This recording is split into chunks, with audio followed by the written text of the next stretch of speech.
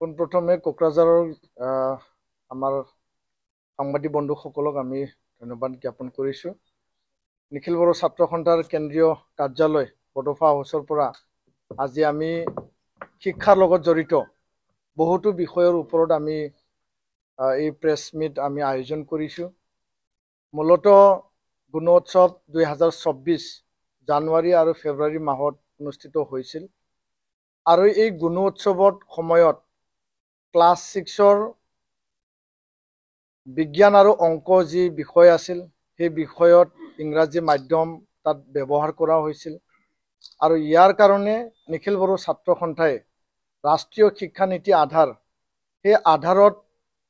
মাতৃভাষা মাধ্যম বড়ো মাধ্যমত ইয়াত কুৱেশ্যন পেপাৰ ছপাব লাগে বুলি আমি দাবী জনাইছিলোঁ আৰু সেইকাৰণে আমি গুণোৎসৱ বৰ্জন কৰিব লগা হৈছিল। আমি প্ৰতিবাদ জনাব লগা হৈছিল, যাৰ কাৰণে 11,000 ছাত্ৰ ছাত্ৰী ইয়াত ক্ষতিগ্ৰস্ত হৈছিল বা তেওঁলোকে পৰীক্ষাৰ পৰা ডিপ্ৰাইভ হ'ব লগা হৈছিল। আমি অনিচ্ছাকৃত সত্ত্বেও আমি এই গুণোৎসৱ প্ৰতিবাদ আৰু বৰ্জন কৰিবলৈ বাধ্য হৈছিল, কাৰণ আমি মাতৃভাষাক মাধ্যমক গুণগত শিক্ষা আৰু ভাল শিক্ষা আৰু মাতৃভাষা মাধ্যমেদি বড়ো জাতিক আগুৱাই নিয়াৰ ক্ষেত্ৰত আমি গুৰুত্ব সহকাৰে আমি কাম কৰি আহিছোঁ। আৰু যোৱা 16/2/2024 যোৱা পৰহি অসমৰ শিক্ষামন্ত্ৰী ডাঙৰীয়াৰ লগত আৰু সমগ্ৰ শিক্ষা অভিযানৰ MD ওম প্ৰকাশ ডাঙৰীয়াৰ লগত নিখিল বড়ো ছাত্ৰ সন্থা আৰু বড়ো সাহিত্য সভা আমি একেলগে আমি আলোচনাত মিলিত হওঁ আৰু ৰাজ্য চৰকাৰে আমাক আমন্ত্ৰণ জনাইছিল। সেই আলোচনাত সিদ্ধান্ত হয় যে ছাত্ৰ ছাত্ৰীৰ শৈক্ষিক ভৱিষ্যত আৰু তেওঁলোকক ন্যায় প্ৰদানৰ স্বাৰ্থত গুণোৎসৱত যি 11,000 বড়ো ছাত্ৰ ছাত্ৰী ক্লাছ 6ত যি বঞ্চিত হ'ব লগা হৈছিল বা তেওঁলোকে পৰীক্ষাৰ পৰা বিৰত থাকিব লগা হৈছিল বৰ্জনৰ কাৰণে বা প্ৰতিবাদৰ কাৰণে তেওঁলোকক ন্যায় দিয়াৰ বাবে বা শৈক্ষিক ভৱিষ্যতক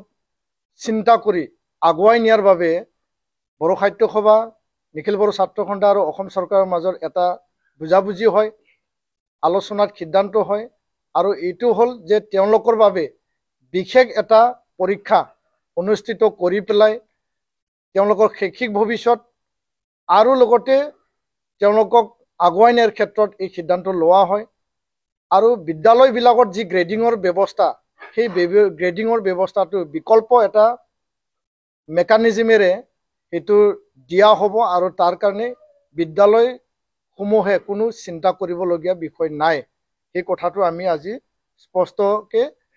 অসমবাসী বা বড়ো ছাত্ৰ ছাত্ৰী আৰু বড়ো গাৰ্জেনসকলক আমি জনাই দিলোঁ।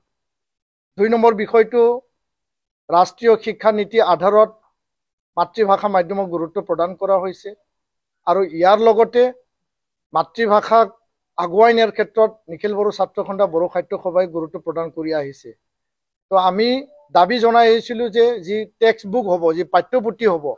এইটো মাতৃভাষা মাধ্যমত ছপাব লাগে, কিন্তু 2023ত সেইটো হোৱা নাছিল। ইংৰাজী মাধ্যমত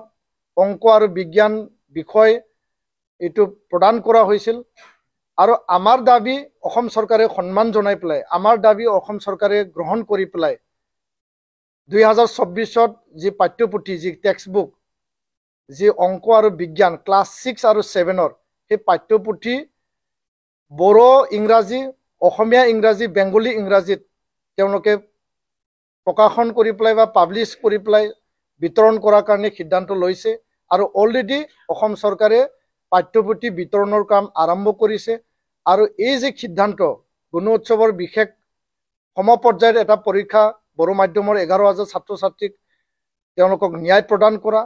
আৰু ক্লাছ 6 আৰু 7ৰ মেথছ আৰু ছায়েন্সৰ পাঠ্যপুথি টেক্সট বুক বড়ো আৰু ইংৰাজী বা অসমীয়া ইংৰাজীত বাইলিংগুৱেল টেক্সট বুক কৰা, সেই দুয়োটা যি এটা সিদ্ধান্ত, এটা শৈক্ষিক ভৱিষ্যত, ছাত্ৰ ছাত্ৰীৰ ভৱিষ্যত, মাতৃভাষা মাধ্যমৰ ওপৰত চৰকাৰৰ যি এটা মানে যি কঠোৰ এটা সিদ্ধান্ত তেওঁলোকে যি এটা মানে পদক্ষেপ গ্ৰহণ কৰিলে প্ৰতিবাদৰ পিছত আমি নিখিল বড়ো ছাত্ৰ সন্থাই আজিৰ এই প্ৰেছ মিটৰ যোগেদি অসম চৰকাৰৰ অসমৰ মাননীয় মুখ্যমন্ত্ৰী ডাঙৰীয়া, অসমৰ মাননীয় শিক্ষামন্ত্ৰী ডাঙৰীয়াক আমি ধন্যবাদ জ্ঞাপন কৰিছোঁ। 3 নম্বৰ বিষয়টো আছে যে বড়ো মাধ্যমৰ বা বড়ো যিখিনি পৰীক্ষাবিলাক পাতা হয় আজি